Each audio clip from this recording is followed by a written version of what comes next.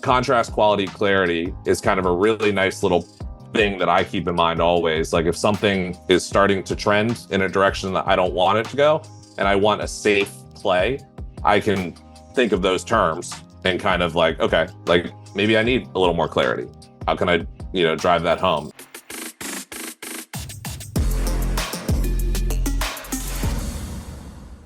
Ben Stocks, what's up, my friend? How's it going? I'm doing good. I'm doing pretty well. How are you? Good. Ready to talk about some digital marketing today? I am. Hopefully I can be coherent. I don't talk a lot. I'm behind the screen. I'm looking at numbers and stuff. So hopefully you can keep me on track. So that's right. It's like, oh, what is this camera? What am I doing? Right. I know. I normally go out in public and it's weird. Right. We're all these people here. Yeah. Well, why don't you tell people who you are, who you work with, what your main role is, so that folks will understand who they're listening to today. Sure. So I work for KISS Marketing. We work with, gyms all across the country and Alloy, of course, which is awesome. But do you want like a little bit more background on myself, kind of how I got there? Or Yeah, absolutely. Yeah. So I started out, I owned a gym. I started a gym when I was 20, 21 years old. Ran that when I started out, I had no clue whatsoever what I was doing. I was like putting out yard signs at midnight, driving around and stuff. And I worked a minimum wage job on the side. No clue. I was just like, I guess this is how you get clients. And then lucky enough, found a series of mentors who, introduced me to advertising, marketing in general. And then almost immediately I fell in love with that because it was kind of like a superpower, right? It was like I could put something out there and 10 clients sign up, which was so cool. Boy, the early days of Facebook were something too, right? That was huge. I was very lucky in that regard. Like immediately, we all were, right? Yeah. Everybody was an expert. Exactly. Yeah.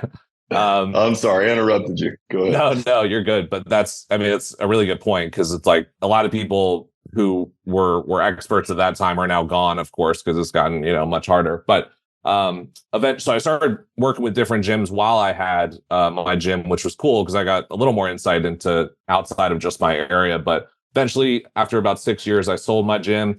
And then like late 2017, I just went all in on digital advertising. So that's kind of how I got here. I work with mainly gyms, of course, but I also lucky enough to work with a lot of people in like the internet marketing space, like coaches, course creators, stuff like that. So it's nice to have a wide range where I can swipe things that are working from there over with the gyms. And even with the gyms, it's like there's little things I pick up where I can put it over there. So it's nice to be nice and wide, but really have something that I can focus on, which is, of course, fitness and gyms. Yeah, absolutely. Well, cool. Listen, I didn't realize that you'd owned a gym, so it's nice to have a fitness background. And I agree, like there's so much to learn from other industries. And we've always said this, like if you can be good in fitness, because we're really essentially selling, and I'm air quoting that, selling something that everyone needs, they just don't always really want it, right? And so it's like you've got to be pretty good. Like if you can market and sell fitness well, you can probably do good almost in any sector, I feel like, just because it's a thing that everybody wants it. But, it's like there's a little four-letter word involved in some of this stuff, which is work, right? It's not immediate. There's no immediate gratification. There's a lot of things that make it a somewhat challenging thing to sell. It's a noble thing to do. And an effort, of course. But well, look, before we get into it, because essentially, you guys, what we're going to cover today is the three main keys to successful digital marketing. And this is paid digital, right? And then we'll have probably throw in a bonus at the end. We had a conversation beforehand. But really, the three main things that Ben sees from working with gyms all over the country. But just to make sure Ben is a stand-up guy and knows what he's talking about, do you have a dad joke today, Ben? I do. You prepped me, so I cheated and I prepped beforehand. I didn't have it ready. That's okay. As long as you have one, you're good. I got what you got for us. All right. So people are too judgmental nowadays. I can tell just by looking at them. How's that? I think I've seen that one. That's awesome. Have you? Okay. Here's mine. On the podcast. No, I don't think I've used that one, but I like it. So I saw a guy standing on one leg at the ATM the other day, and confused, I asked him like, "Hey man, what are you doing?" And he said, "I'm just checking my balance." Yep, that's great. I saw that one too. I was debating. That was one of my debatable ones to use. Don't give away my secrets. I could have made that up. You're like, "Oh, I saw that." I'm like, that's true. Exactly. You posted it, I'm sure. I saw it. No, man, no. We go through them. It's funny because Matt is my normal co-host when we shoot them like live, right? Yeah. And half the time, he'll take a long time off. I'll do a bunch of podcasts with guys like you. We'll zoom them in, and then he'll get back on, and he won't have listened to any of them. So he'll lob one out there that was just used like 2 weeks Yeah. before. I'm like, bro, catch up. It's like so funny. Well, look, man. I think the best way to organize this is the way we said. So the three keys. So I've got some notes that you sent over ahead of time. I'll read the keys, and then we'll just have a discussion, right? So Sure. point number one you had is have something people want, and I think my knee jerk to that was like, well, duh. We always talk about like the easiest way to market is you're on fire, I have water. That has to be the general premise. Like you have something you're trying to accomplish. I have the solution to that problem. Let's do business together. But what did you mean by have something people want?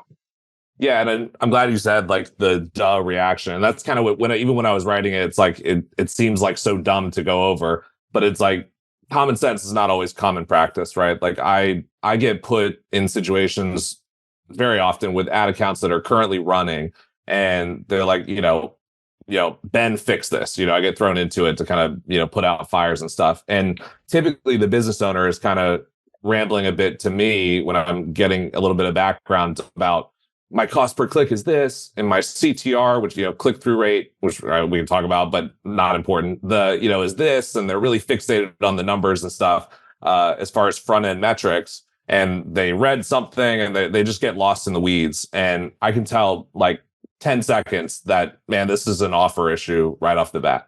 And I think we can go into this more, but I think very often what I find, especially with owners who are still kind of in the sales seat as well, or maybe they're very close to that, they're not as removed, they tend to have like, again, these knee-jerk reactions to maybe they had 3 or 4 people in a row say that they can't afford it or whatever, right? And they start to whittle away at the offer itself and make it more, they're just removing all the things that make advertising work, like making it outcome focused, selling the destination, not the plane ticket, all that stuff. And they try to really like, they're like, I only want to talk to people who, have tons of money to spend and will come in and sign up for our longest package, and no questions asked, and they're 100% committed to start right now, right? And it almost like, obviously they don't want to do the sales work, which again, understandable. It's frustrating when you've dealt with that, but I think they just whittle away from it, and they forget that Facebook itself is an interruptive platform. It's not Google, it's not high intent. So a lot of people get on Facebook and they're looking at pictures of their cousin's wedding, right? And they didn't get there to sign up for a gym, or they didn't go on there to sign up for a gym. So a lot of people, it's this whittling away process that makes things worse. And then they're trying to propose instead of like sell the first date, if that makes sense. So it's just important to keep that in mind, I would say. But yeah, and I think also like offers go in and out of style. So what worked in the past, may not work today. What works, right now probably won't work in the future. Right. And we saw, a huge saturation of the market, several years ago with the free 6-week challenge in fitness. Right. That was a big thing. Right. And now, the market has sophisticated. Like Eugene Schwartz wrote an amazing, it's like the Bible of advertising, kind of called Breakthrough Advertising, way back in the day. And he talks about market sophistication, and markets change. And that's why it's so cool with Alloy. We've got so many locations that continues to grow across the country.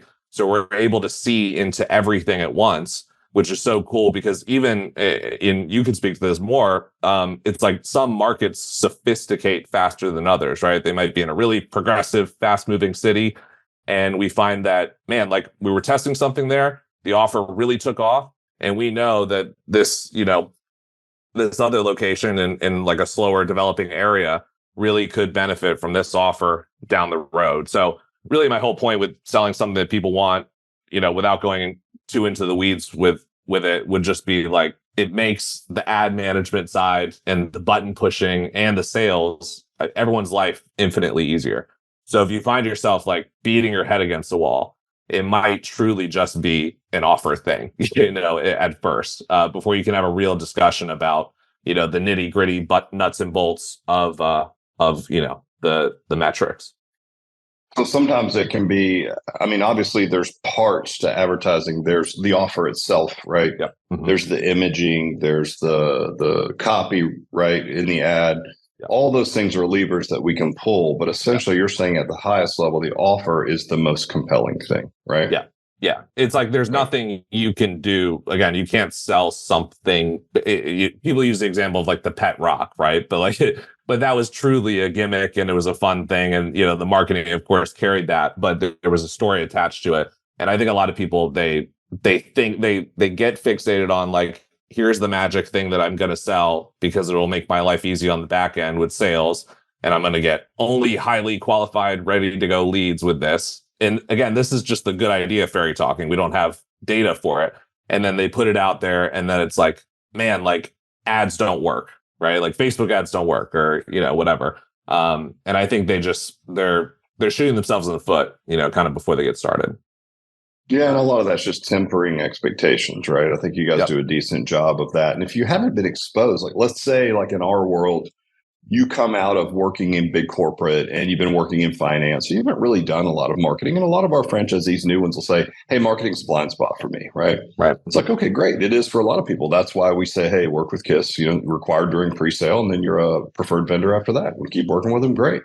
Um, but I think if you don't understand the way the metrics work, like if you're closing 10% of your digital leads on the regular, that's pretty good. I mean, that's a good metric, which means 90% are just misses because, again, you got to think about the platform. This is direct response marketing. And by the way, it's only one of your marketing channels, right? You probably have three or four, maybe up to six different types of pipelines for marketing.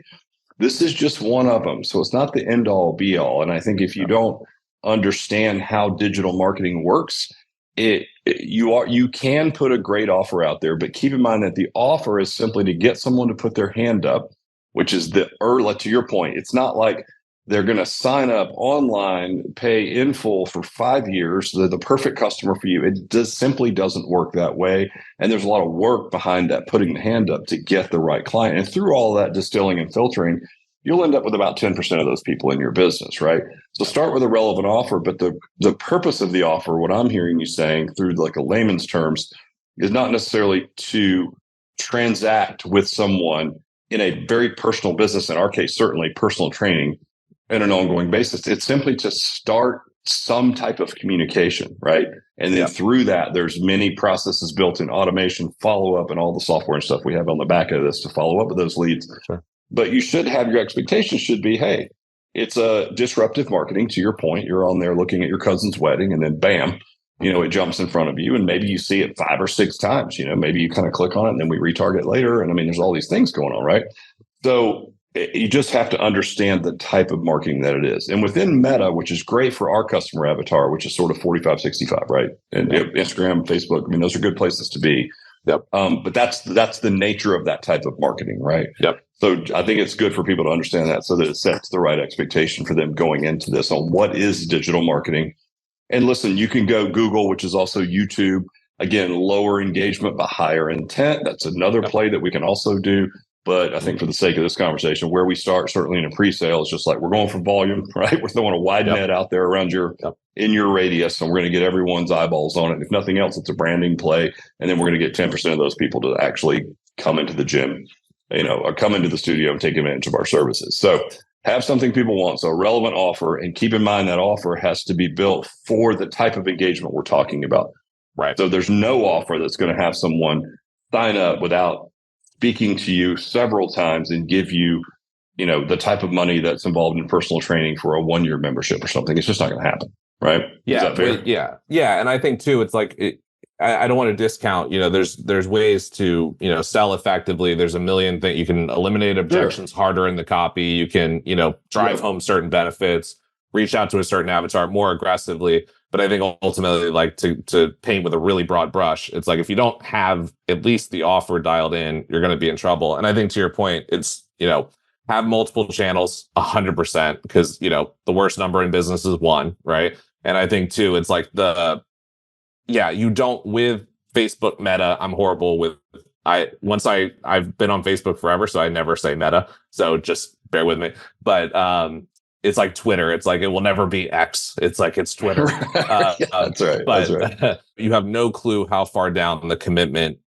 runway these people are. They might be, nowhere near it. It's like, and then through over time, a mentor of mine always said, like, be there when the problem you solve gets to the top of their to-do list. Right. So, yep. We often say, like, we can put the right ad in front of the right person. We just don't know the right time.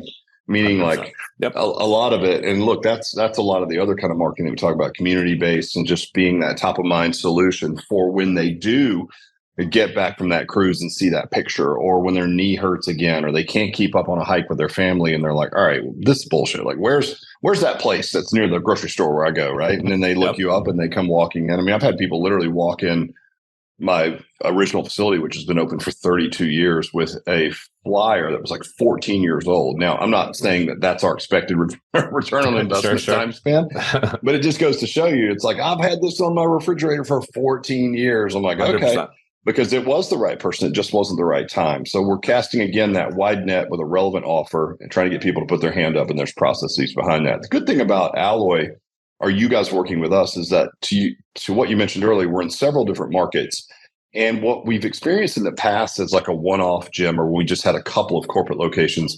We would engage with a new marketing company, and there was an obscene amount of time creating content to give them, and then them split testing ads and trying to figure out our customer avatar and how fitness worked. So it might be 3, 4, 5 months before we even really started to get a return on our advertising, because they were sort of feeling their way along and trying to find out what would work for us and specifically to our market. And what we found with you guys is, because you work with our brand, fitness in general, but specifically our brand a lot, is that typically in a pre-sale, it's like we turn the marketing on, and that time to value, as far as like a measured metric on when leads start coming in, it's normally hot and heavy, like really fast and furious, right? We're more concerned about getting our franchisees to be fully ready, so that when we turn it on, we're not taking reps on like live, clients, right?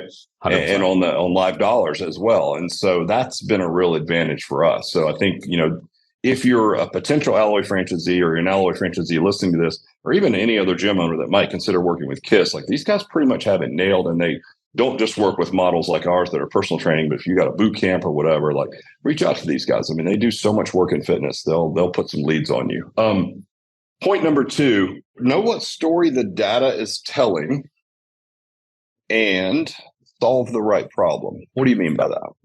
Yeah. So I think really it's almost like the example, if you're in a relationship or something and you're arguing about something, like someone not taking the trash out or whatever. It's almost like eventually you hit that point where it's like, oh, this isn't what the argument's about, right? It's like, it was actually something else I did last week, Right. So I think too, again, just using the example, I'm so often thrown into fires in different scenarios and something that's running, and very often, again, it's easy to be myopic when you're just stuck in your one little ad account, and you can't see the forest for the trees, because you're fixated on, like, this must be the problem.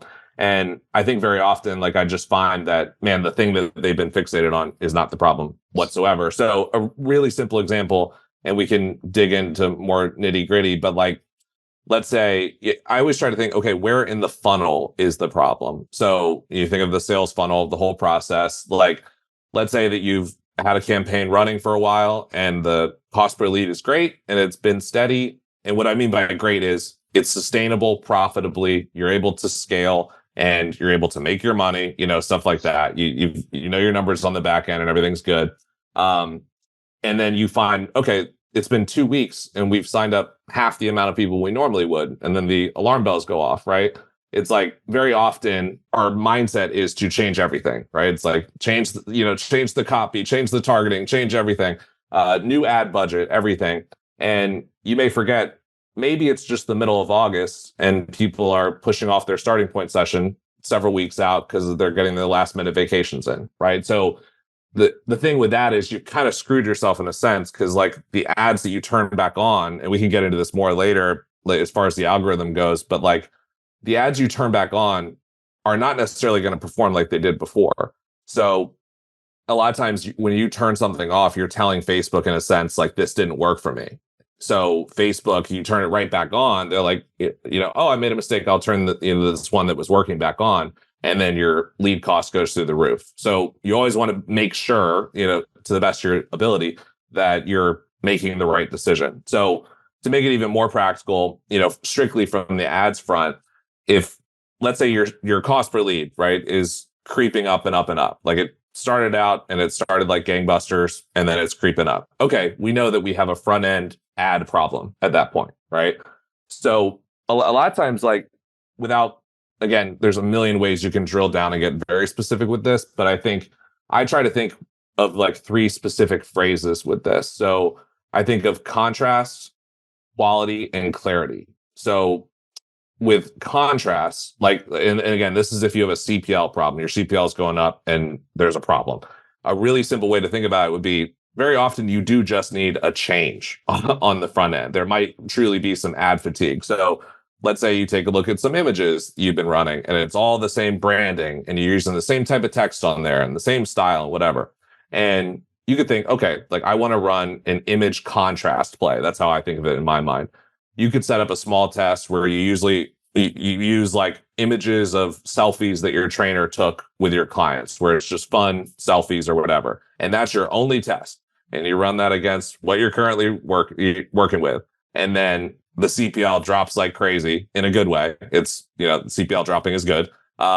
Great. You know that the contrast play in that scenario worked, right? So really simple, like, way to think about it. Like, man, maybe I just need some contrast. How can I add that in if there's an ad fatigue problem?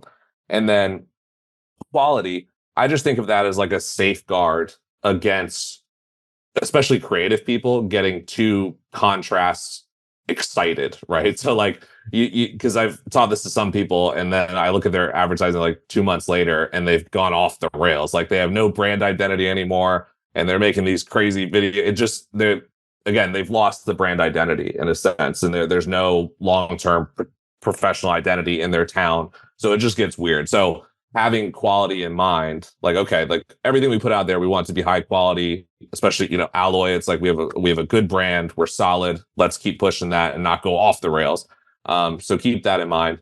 And then clarity would be your other play. So, sometimes there's an issue where you could just be more clear, right? So, who are you calling out to specifically? Can you drill in more on that? Like maybe your location does, for whatever reason, very well with women over 40 specifically. Are you calling out to that in the copy? Maybe you're not, and you realize, okay, I could clarify a bit more. I could niche down a bit. Is my targeting specific to that? So contrast, quality, clarity is kind of a really nice little thing that I keep in mind always. Like if something is starting to trend in a direction that I don't want it to go, and I want a safe play, I can think of those terms and kind of like, okay, like maybe I need a little more clarity. How can I, drive that home? Be a little more specific with what are they getting with this, 30-day program that you're offering or whatever. Is there a way that we can take a more specific angle? Maybe it's around someone who just wants to get healthier as opposed to like lose a bunch of weight, right? Or whatever. It's clarifying a bit more. So that's kind of it is a huge toolbox, but I like that, for simplicity's sake, as far as like, next step.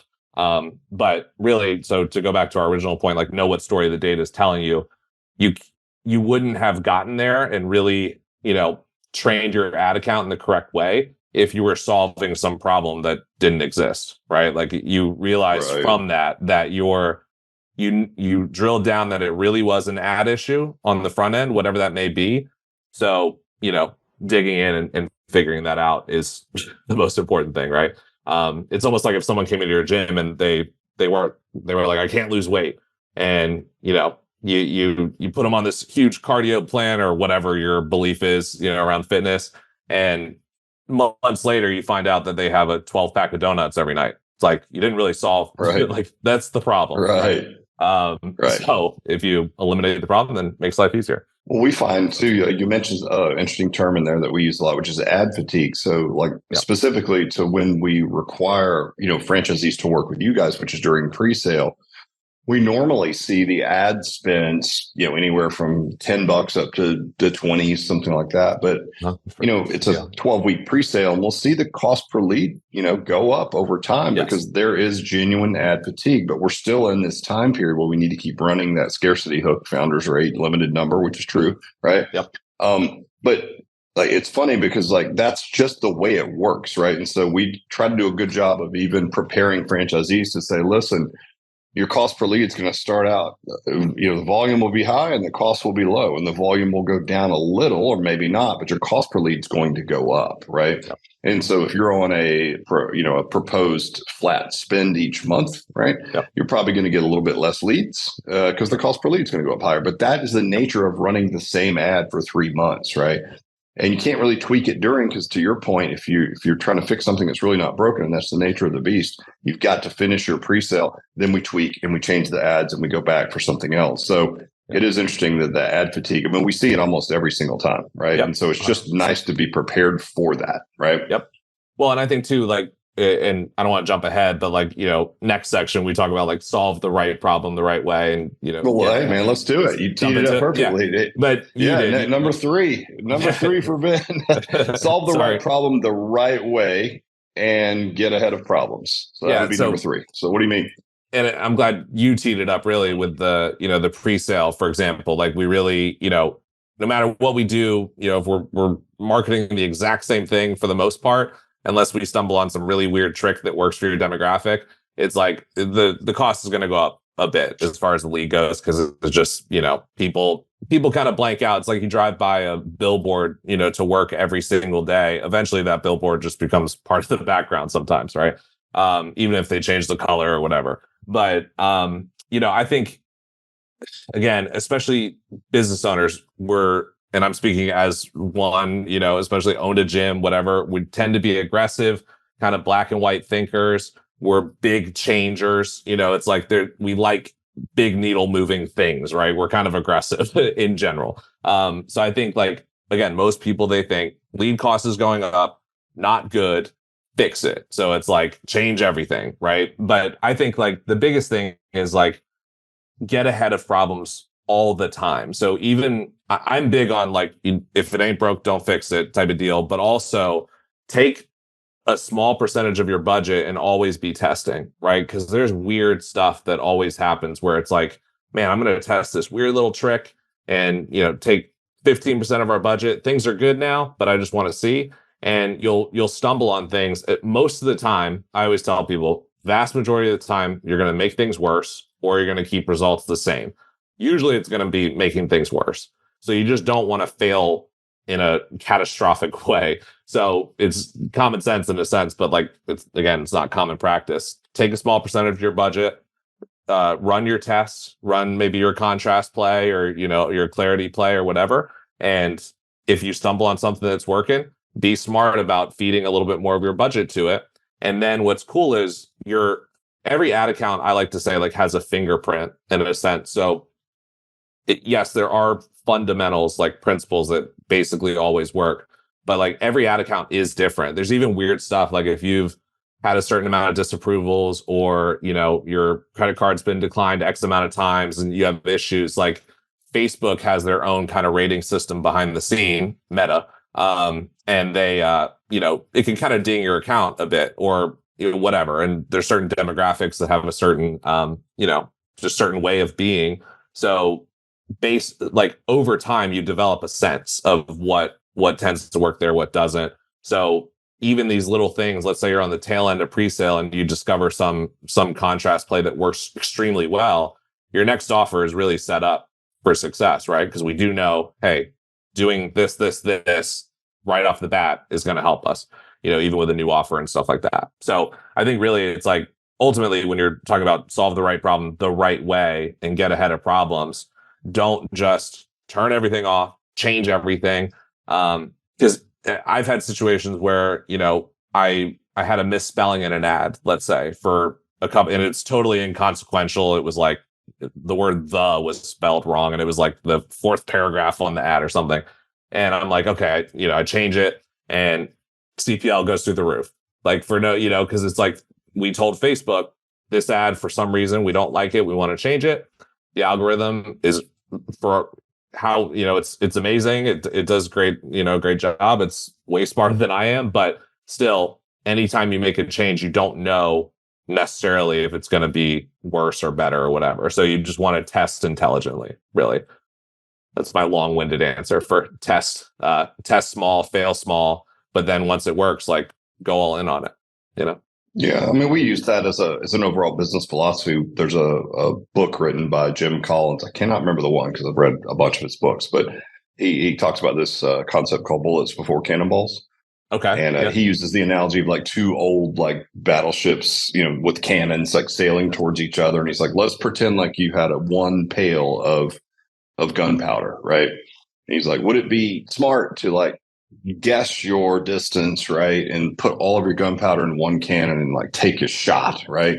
Or would it be more prudent to put a little bit of gunpowder in some muskets and start firing them off until you pinged a few off the hull, and then you would know your range. Then you could pour the rest of your gunpowder in the cannon and sink the enemy ship, right, with an accurate shot. Because you have this, and in the case of business, that gunpowder pail could be money, time, energy, like, again, sunk cost into ads already built, whatever those things are. And so it's always prudent to fire a few musket shots out there. And then when you ping a few off the hull and you find your range, put a little bit more in there, put a little bit more in there, right? And then you put it in there, because if you just go willy-nilly and you're just throwing your gunpowder, which could be your money, time, attention, whatever, this ad, that ad, you're just swinging wildly, you're probably going to miss more often than not, right? Hopefully it doesn't sink your ship. But I totally agree. I didn't ever think about that philosophy being used in digital marketing, but of course it makes total sense because we try to do everything that way in a franchise structure, right? So we don't just bombard franchisees with like ridiculous entrepreneurial ideas that don't have any basis or testing, right?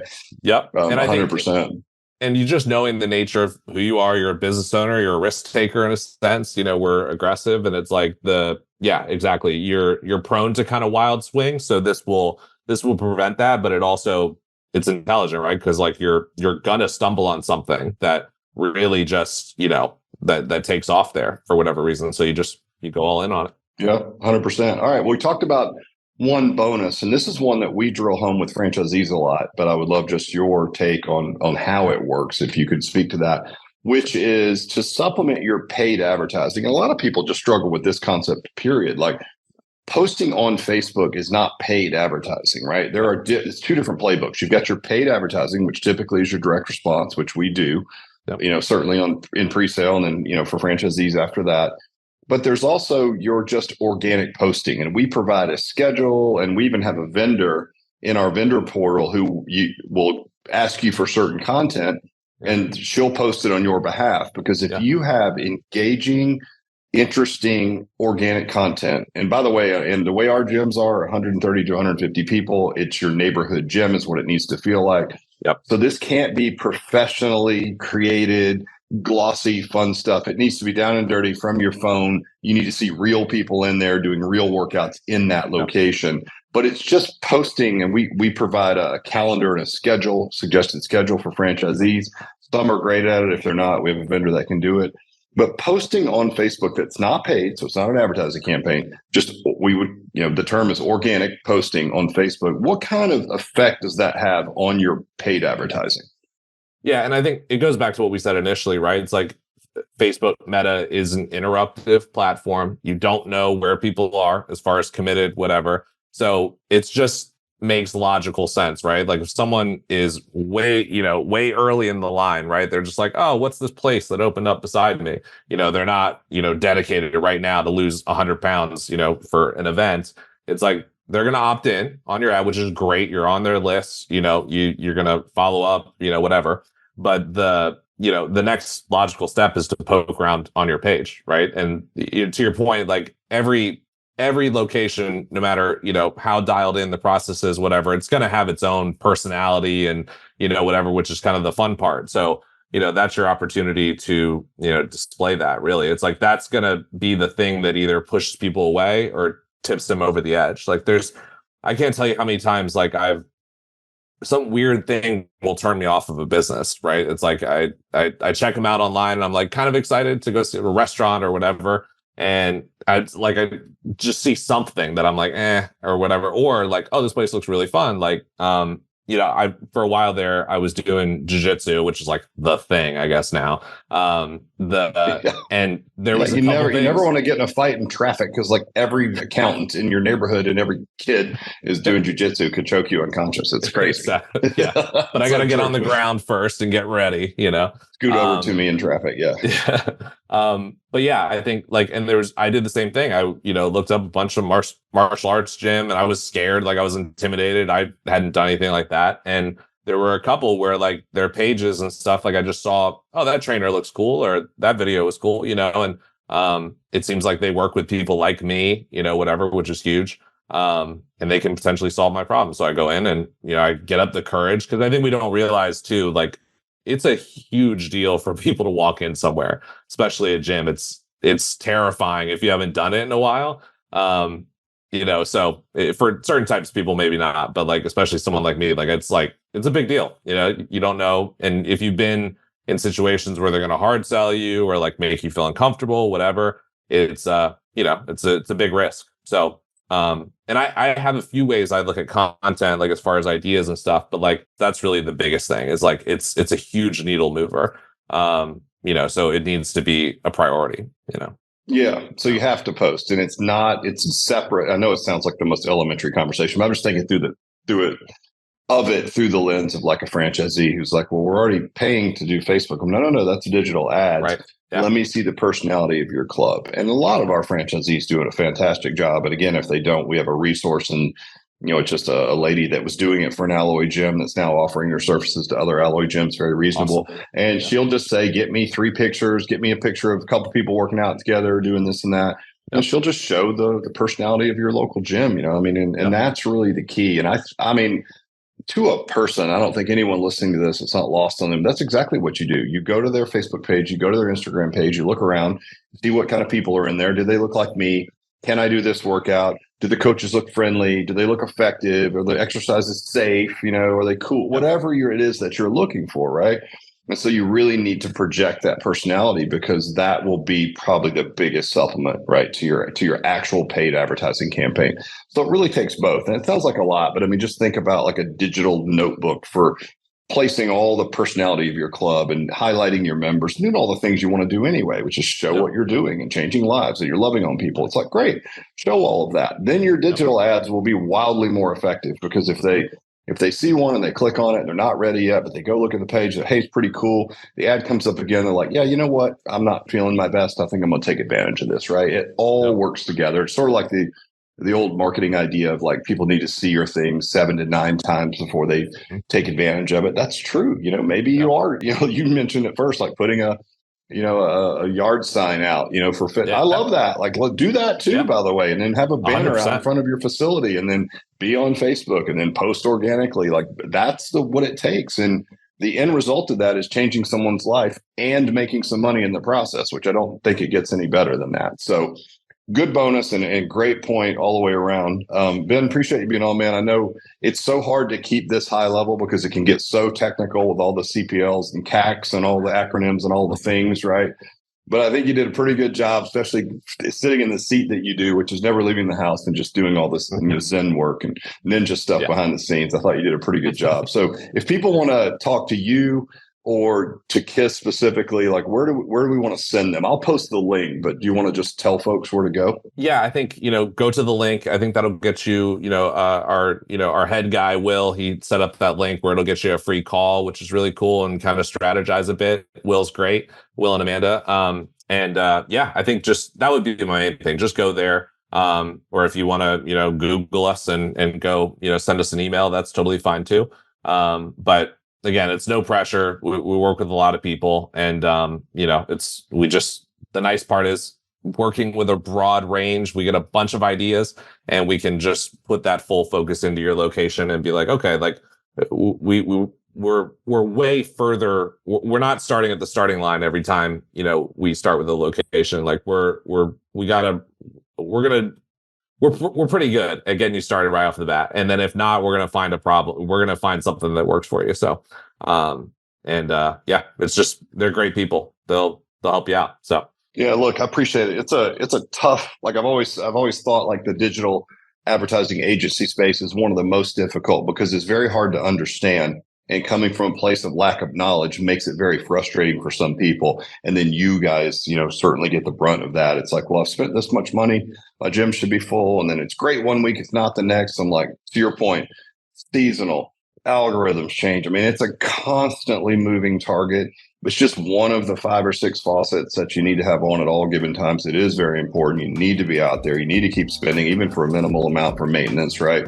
And I think you guys do a great job. I really do. It's a tough space to be in. I think you guys handle it well. We really appreciate you. Obviously, you're required during our pre-sale because we turn it on and ads keep coming. So just keep doing a good job, you guys. I really appreciate you coming on today, Ben. Yeah, thank you for having me. Absolutely. See you guys.